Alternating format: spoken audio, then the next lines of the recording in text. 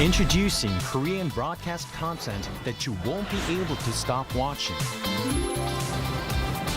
For weary modern souls, Dr. Romantic, the quirky genius doctor of Puldam Hospital, prescribes heartwarming tales of humanity. A couple together for 7 years sees their rose-tinted glasses shatter. Can they keep their relationship alive? Discover the raw stories of youth, work, and love. Beyond what social media can show, experience the vibrant Korea through its hidden gems. Mama, the ultimate K-pop festival for global fans. Find your star in a feast of trendy music and electrifying performances. Now, the whole world enjoys it together.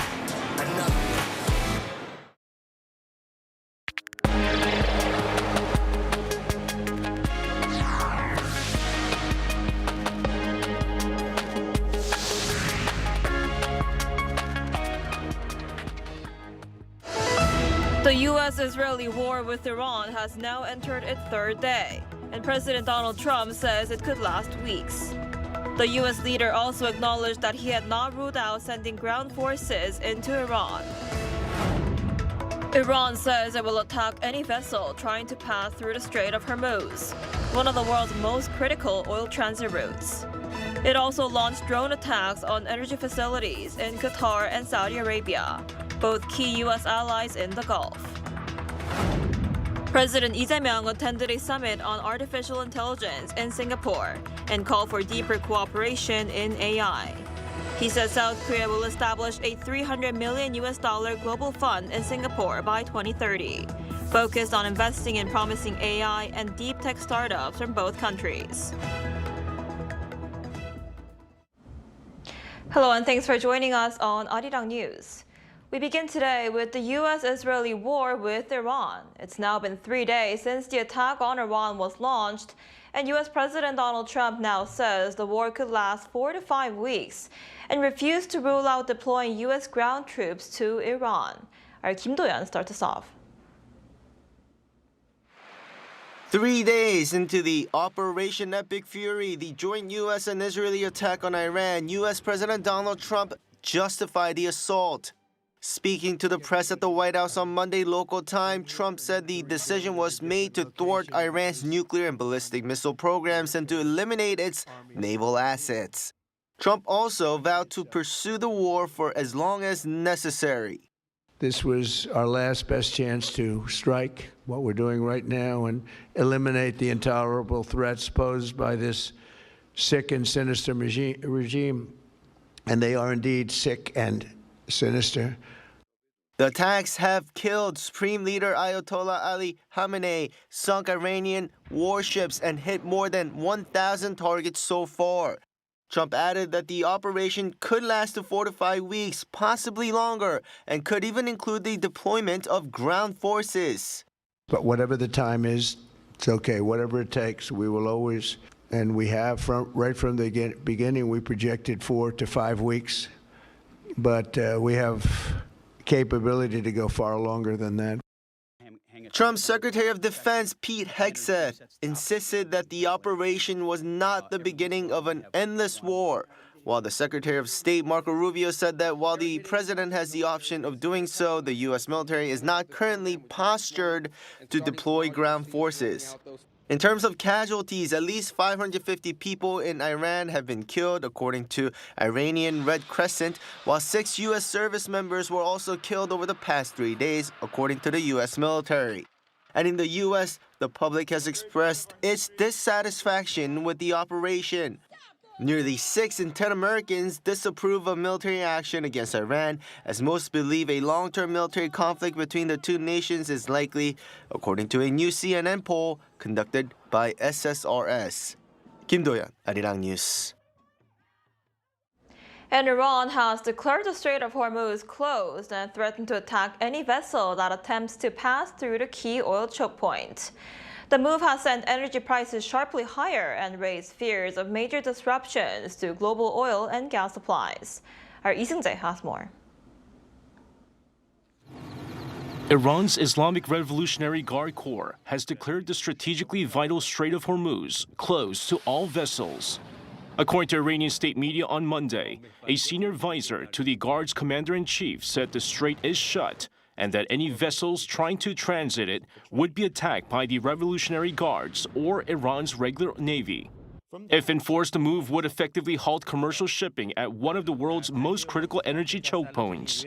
The Strait of Hormuz is the narrow entrance to the Persian Gulf, through which about 1/5 of global oil exports passes.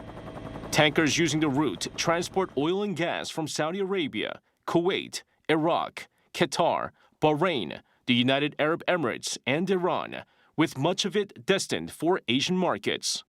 Meanwhile, tensions escalated further on Monday as Iran launched drone attacks on energy installations in Qatar and Saudi Arabia, both key U.S. allies in the Gulf. Qatar's defense ministry said Iranian drones targeted a power plant and an energy facility. Shortly afterward, Qatar Energy announced it would halt production, a move that sent global natural gas prices sharply higher. Oil prices also continued to climb amid fears of supply disruptions and potential shipping bottlenecks. Brent crude futures for May delivery rose 6.7% to $77.74 per barrel, while West Texas Intermediate gained 6.3% to $71.23. Despite the surge, some analysts noted that the increase was smaller than expected, as earlier projections had warned that oil could approach $100 per barrel. Lee Seung-jae, Arirang News. Tensions in the Middle East are sparking concerns over potential energy disruptions and the impact on South Korea's economy. Officials say contingency plans are in place and that they're moving swiftly to respond. Our Kim Jun-ong has more. Warnings from Iran telling vessels not to enter the Strait of Hormuz have raised concerns for import-dependent economies. South Korea relies on the Middle East for over 70% of its crude oil and around 20% of its LNG, making it particularly vulnerable to any disruption. The closure would force tankers to take alternate, longer routes, raising shipping costs and causing delivery delays, while experts warn oil prices could climb as high as $100 a barrel. That would drive up costs for key industries in South Korea, while adding to inflationary pressure and weighing on exports tied to the Middle East. In response, the government has stepped up emergency checks as tensions in the Middle East escalate. The Ministry of Trade, Industry and Resources held an interagency meeting Monday, warning that global oil and gas prices could remain volatile, but stressed the country is prepared for a prolonged crisis. We have stockpiles covering 208 days of crude oil and refined products, and we are confident that supply can be maintained even if the situation becomes prolonged. The presidential office also moved to calm public concerns. Speaking to reporters during a visit to Singapore, top security advisor Ri Song-nak said there was no need for undue alarm. We are thoroughly prepared across all areas, including the real economy, financial markets, and national security. And the presidential office is maintaining an emergency response mode. He added that the situation remains in its early stages and that the government will keep a close watch while preparing measures for a range of possible outcomes. Kim Jun-ong, Arirang News. Meanwhile, South Korea's foreign ministry has issued a temporary special travel advisory for 7 Middle Eastern countries, including the United Arab Emirates, Qatar, and Saudi Arabia. The advisory went into effect as of Monday at 6 p.m., with the ministry urging citizens planning to visit the region to cancel or postpone their trips, and advising those already there to move to safer locations. Oman, Bahrain, Jordan, and Kuwait are also included in the advisory. Under the measure, areas currently under Level 1 and Level 2 advisories will be raised to a special Level 2.5 alert, while Level 3 zones will remain unchanged. A special travel advisory can last up to 90 days and is issued in response to urgent short-term risks.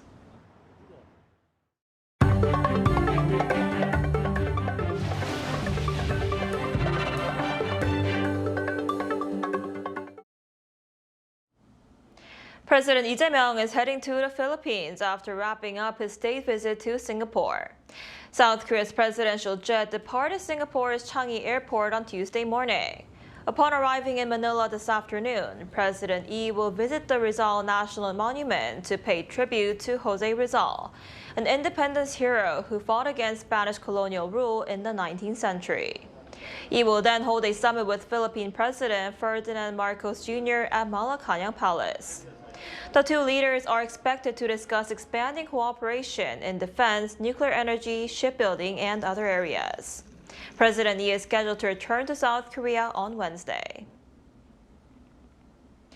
And before heading to the Philippines, President Lee attended a summit on artificial intelligence during his state visit to Singapore and called for deeper cooperation in AI. He vowed to establish a $300 million global fund in the country by 2030, focusing on AI and deep tech startups. Here's our Blue House correspondent Song Yoo-jin with the details. Better together. That was President Lee Jae-myung's message at the Korea-Singapore AI Connect Summit in Singapore on Monday. 인공지능은 산업 구조와 일자리 그리고 우리의 일상까지 바꾸는 핵심 동력이자 국가 경쟁력을 좌우하는 전략 자산이 됐습니다. 세계적 수준의 인공지능 역량을 갖춘 한국과 싱가포르가 손을 맞잡는 것은 필연적이고 또 매우 반가운 일입니다. Noting that both countries have overcome their limited land and natural resources through human capital and technological innovation, Lee said it is time to channel that strength into AI. To that end, President Lee unveiled 3 key initiatives. First, South Korea will establish a $300 million global fund in Singapore by 2030. This will be Seoul's first offshore global master fund focused on investing in promising AI and deep tech startups from both countries. Second is the Korea-Singapore AI Alliance, a strategic framework bringing together policymakers, industry leaders, and the scientific community.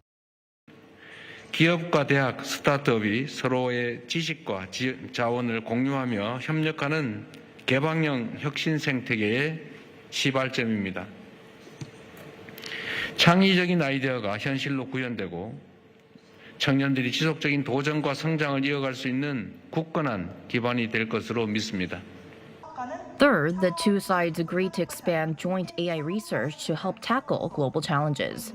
With such efforts, President Lee says South Korea and Singapore will be able to shape the AI industry, a field currently dominated by the US and China. 제조 분야라든지 또는 실용적 영역에서는 우리가 얼마든지 세계 1위를 해낼 수도 있겠다. 사람을 중심으로 한 연구와 개발 그리고 새로운 응용 영역의 개발은 아마도 양자가 협력해서 얼마든지 새로운 영역을 만들어낼 수 있겠다. Following the event, President Lee also visited demo booths of Korean AI firms doing business in Singapore. He and First Lady Kim Hae-kyung later attended a state dinner hosted by the Singaporean president and his spouse. 송유신, Arirang News. Over in Spain, the world's largest connectivity event, the Mobile World Congress, is underway under the theme The IQ Era. South Korea's three telecom giants share one key focus in common: agentic AI. Our business reporter Park Junan files his report from Barcelona. Marking the 20th anniversary of its debut in Barcelona, the world's largest telecommunications event, Mobile World Congress 2026, began on Monday local time. Bringing together around 100,000 visitors from 200 countries, the event highlighted how companies are positioning themselves to meet customer needs amid rapidly advancing technology. In line with this year's theme, the IQ Era, companies here in Barcelona are merging human and artificial intelligence to create a smarter future. Let's see how that vision is turning into reality. South Korea's three major mobile carriers, SK Telecom, KT, and LG U+, have converged at this year's event with a strategic pivot toward agentic AI. By positioning themselves as the core brain and infrastructure of the AI, companies are developing systems capable of independently planning and executing complex tasks, making proactive decisions to anticipate and meet user needs. SK Telecom, under the concept of full-stack AI capabilities, included features like a hyperscale AI model, fraud detection, and personalized secretary-like AI agents. With the evolution toward agentic AI, we see its role handling tasks on behalf of the user, acting as a true AI assistant. We focused on how much of a customer's workload AI can take over, and how quickly complex processes can be completed with just one click. KT has set up a booth that blends technology and culture, featuring a dedicated pavilion modeled after Gwanghwamun Square. While most exhibits focused on business-to-business solutions and work models, one thing that stood out was its serving robot. Based on what you're seeing right now, how many guests do you think there are? Based on what I'm seeing right now, there is currently one guest, and the estimated... The robot recognized the number of guests, suggested where to seat, and even offered an apron if needed. It represented the next level of service robotics, autonomously anticipating customer needs and taking action before being asked. Meanwhile, LG U+ showcased voice-based AI services under the agenda of humanizing every connection. The company's CEO, Hong Bum-sik, also took part as a keynote speaker at the opening ceremony, where he emphasized the voice that connects people. The company also showcased AI agent Ixio's next-generation model, Ixio Pro, which functions as a proactive partner that suggests solutions before being asked. The company said it also plans to make its AI agent compatible with humanoid robots. By integrating intelligence into every connection, the firms at MWC 2026 are laying the groundwork for a future where AI isn't just a tool, but a proactive infrastructure that understands and moves with us. Park Junan, Arirang News, Barcelona. KPop Demon Hunters has won the award for Outstanding Producer of Animated Theatrical Motion Picture at the 37th Producers Guild of America Awards. The film's producer, Michelle Wong, accepted the honor at the awards ceremony in Los Angeles on Saturday. The top prize in the overall film category went to one battle after another. KPop Demon Hunters is looking to add to its success at this year's Academy Awards on March 15th, where it's nominated for Best Animated Feature and Best Original Song.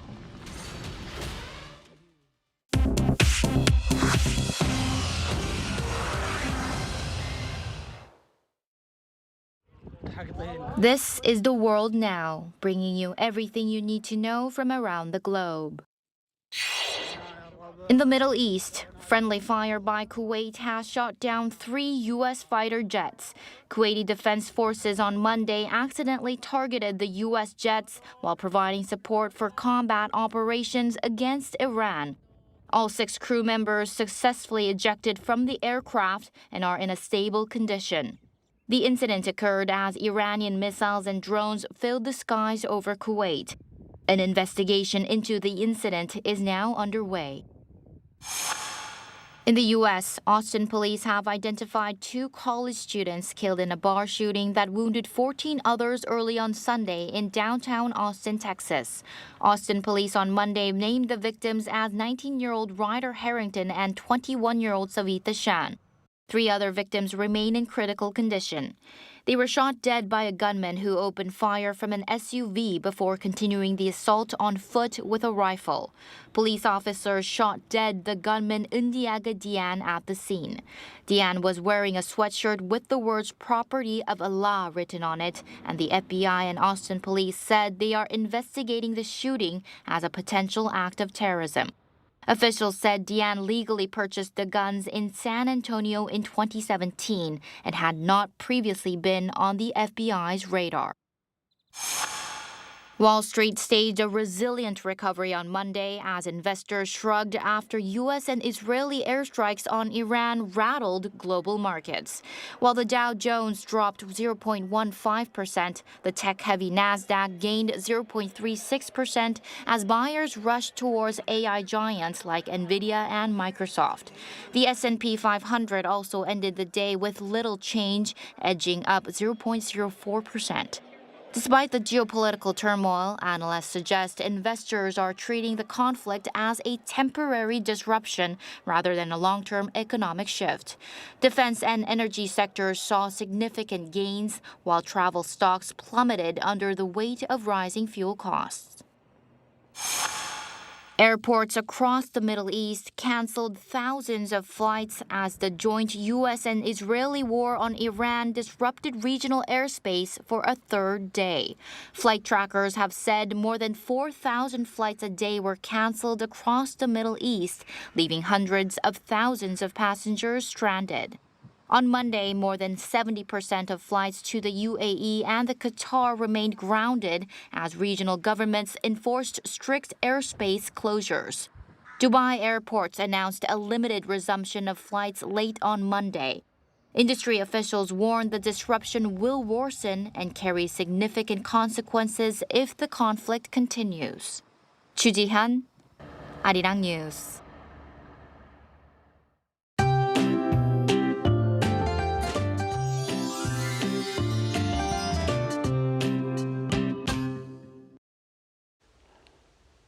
Today marks the first workday of March and the start of the new semester. Overnight rain and snow have tapered off, but it was a cold and cloudy start for the capital region. However, the greatest concern is heavy snow in the mountainous regions of Gangwon-do province, with up to 20 centimeters of more snowfall expected throughout tonight there. Meanwhile, the East Coast will see rainfall, and Gyeongsang-do provinces and Jeju Island could see 5 to 10 millimeters of rainfall. And this afternoon, Seoul and Daegu will both getting up to 12 degrees Celsius. And tonight, for those observing the 정월 Daeboreum full moon, a total lunar eclipse will occur. The western regions will begin to clear toward the evening, allowing a view of the eclipse except along the East Coast. And this week, afternoons stay warmer than norms, but another round of rain and snow this Friday will bring a brief cold snap to the country this weekend.